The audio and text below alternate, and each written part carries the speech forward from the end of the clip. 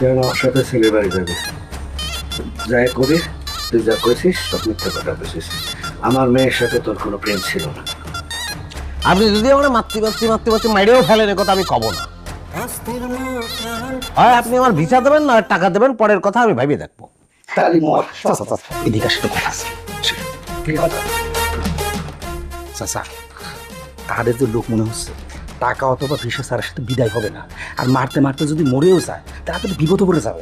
আমার মনে হয় কি আপনার শুধু একটা পথই খোলা আছে, সেটা হচ্ছে আমাদের আলেয়ার সাথে এই ছেলেটা বিয়ে দিয়ে দেন। ছেলেটাকে আমার ভালোই মনে হচ্ছে। আর এতে করে কি হবে জানেন, আপনার কাছে 5 লক্ষ টাকা পায়, সেটা আপনার দিতে হবে না, আপনি মুক্ত হয়ে যাবেন। ওকে রাজি হবে? রাজি হবে না? আর সেটা বললো আমাদের আলেয়া ভালোবাসে, প্রীতি আছে তার সাথে। আরে এগুলো আমরা ছোট করার জন্য বানিয়ে বলেছে। আলিয়ার সাথে তোর কোনো প্রেম নাই। তাহলে এক কাজ করেন, তার চাপ দেন। কি করতেছে? কাজে তো সাইরে দিছি। কাজে ফোন দিকে দেখা।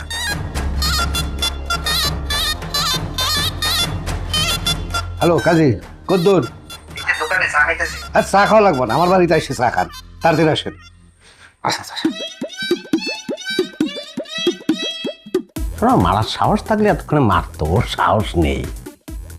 মনে হচ্ছে মারবে, একটু হেল্প করবা, একটু হেল্প। কারণ আমি তোর যে কথাটা কব সেই কথাটা তোর মানতে হবে। তা না হলে পারে আমার আসল রূপ দেখতে হবে।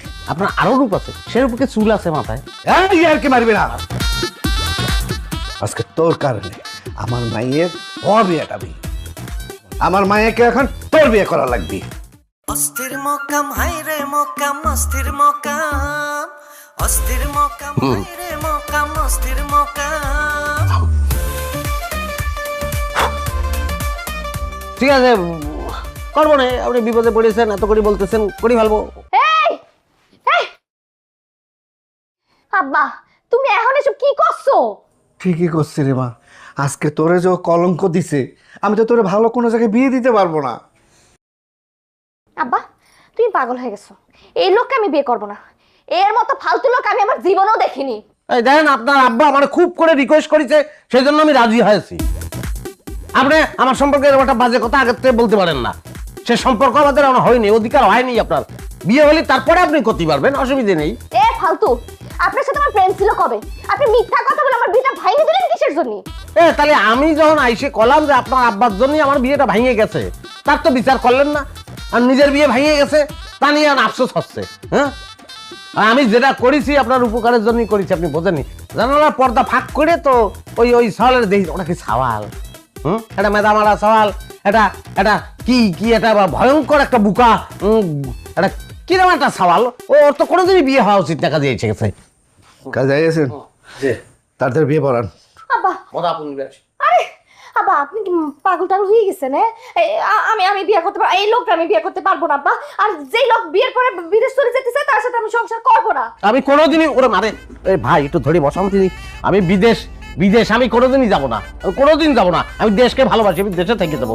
আর শোনেন, আমাকে ভালো সওয়াল, বিশ্বাস করেন। আপনি লাগে আমার গ্রামে লোক পাঠান, হ্যাঁ, আমার বাড়ি যেয়ে ইনকোয়ারি করে দেখে আসুক যে আমি কিরাম ছেলে। 2 দিন তো আমি থাকিছি, কি এবারে থাকিছি না? ইনকোয়ারির জন্য আরো 2 দিন থাকলাম, অসুবিধা নেই, লোক পাঠান। আমি বিয়ে করবো না। মারে এমনি আমার প্রেশারটা বাড়িয়ে যাচ্ছে, আর চাপ দিস নি। চাপ হচ্ছে? কি করছেন? চাপ হচ্ছে? হ্যাঁ ভাই, ধরেন না কিসের ধরে, তো টইলে পড়ে যাবে, স্ট্রোক করবে না। স্ট্রোক কি হয়েছে? খারাপ লাগতেছে? চোখের বিয়ে শব্দ বুনে আব্বা, আমি রাজি, আমি বিয়ে করবো। ভাই দাঁড়া আছেন কিসের জন্য? বিয়ে পড়াবে ফেলেন, তাড়াতাড়ি পড়ায় ফেলেন। বড় হাটুন নিবাসী, আমার নাম মুকাম খন্দকার। ওরে ভাই, বাদর না করলি পরে বিয়ে পড়াবো কিরাম করে? আরে গুড়া বাদক দিয়ে আপনার দরকার কি? আপনার কাজ হচ্ছে বিয়েটা পড়ায় ফেলা। আরে বিয়ে পড়ানো হলে কি জামাইটা বাজে রাখবে নাকি ভাই? বসারও তো একটা পরিবেশ লাগবে। তা আমি তো বসেই আছি। এই বাথরুম খুলে দে, তারপর বড় ঘরে চল। হ্যাঁ, বড় ঘরে খুব ভালো হবে ভাই, বানটা খুলে দেন, বানটা খুলে দেন, খুব ভালো হবে বড় ঘরে। এই নিয়ে আয়।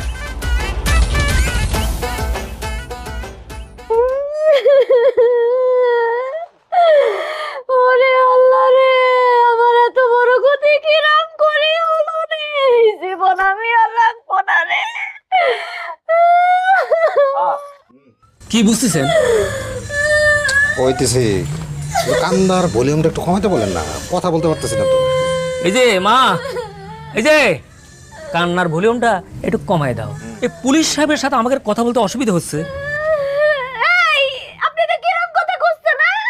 আমার এত বড় সর্বনাশ হয়ে যাচ্ছে, আমি কি চুপচাপ বসে থাকবো? কি নিষ্ঠুর পুলিশ রে! মোকামের সাথে যে বিয়ে হওয়ার কথা ছিল, এই মেয়ে কি সেই মেয়ে? আরে না না স্যার, এটা বোগাস। তাহলে আর তো কান্দাকাটি তো কোনো রহস্য খুঁজে পাইতেছি না। আপনার রহস্য খুঁজতে হবে না, আপনি আমার মুখ আপনি খুঁজে আনি দেন, তাহলেই হবে।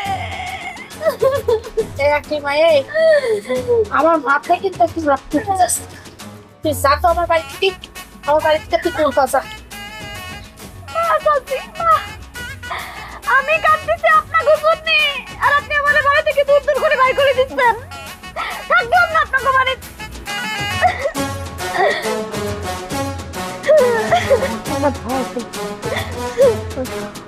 হ্যাঁ আর কি বলতে চাচ্ছি বলো। না, ওই ছবির সাথে পত্রিকায় যে ছবিটা দিছে এটার লোক তো একটু মিল পাইতেছি। তারপর ময়না তদন্তের রিপোর্টটা আসুক, তারপর দেখি কি করা যায়। ঠিক আছে, তো হ্যাঁ থেকে একটু খেয়াল রাখেন। জি স্যার। আমরা গেলাম, স্যার। আসি। স্যার কেমনে কিন্তু ভাবি, শুনলেন তো পুলিশ সব কি করে গেল। বেশি টেনশন করেন না কিন্তু, বুঝছেন? এই আমি তাহলে পরে এখন আসি, পরে আবার আসবানি। কুদ্দুস আসে। মুকাম খন্দকার, মতাপুর নিবাসী, লিখে ফেলেন। অস্থির মোকাম সেলিম ভাই, আপনি অনুমতি দিলে বিয়েটা পড়ানো শুরু করতে পারি। অনুমতি লিখে ফেলেন। ফোন আসে কিসের জন্য? কি করছে? আমার বাসাটা স্যার, স্যার দয়া করে যদি একটু ওই ছবিটা আমার মোবাইল একটু পাঠিয়ে দিতে পারতেন। এই বিয়া বন্ধ, বিয়ে বন্ধ মানে কি করছেন? বিয়া বন্ধ মানে বিয়া বন্ধ। ভিসা এসে গেছে, এই যে এই মাত্র আমার অফিস থেকে জানালো। কি আছে? ভিসার ছবি। ওই আমি কি করবো? ও আমার দরকার নেই, আমার দরকার নেই। দেখ জলিলাব্বা, আপনি এক এক সময় কিন্তু এক এক কথা করছেন। কি এক এক সময় এক এক কথা করছে? তুই করছিলে না? হয় ভিসা নয় টাকা। এখন ভিসা এসে গেছে। এই মা, তুই তোর রুমে যা। ও কোথাও যাবে না, আলিয়া কোথাও যাবে না। আমার ভিসা টিসা কিছু লাগবে না।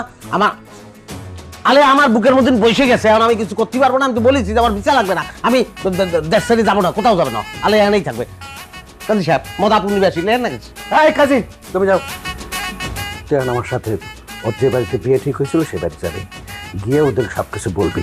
এই ওর ধর। সেটা বিয়ের পরে গেলেই তো হয়। আর ধর। আমি যাবো না, আমি যাবো না, আমি করছি, আমি যাবো না।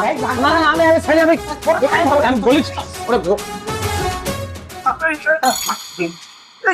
কি হলো রে?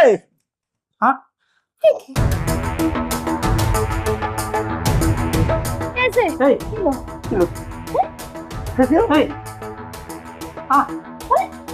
না আছে।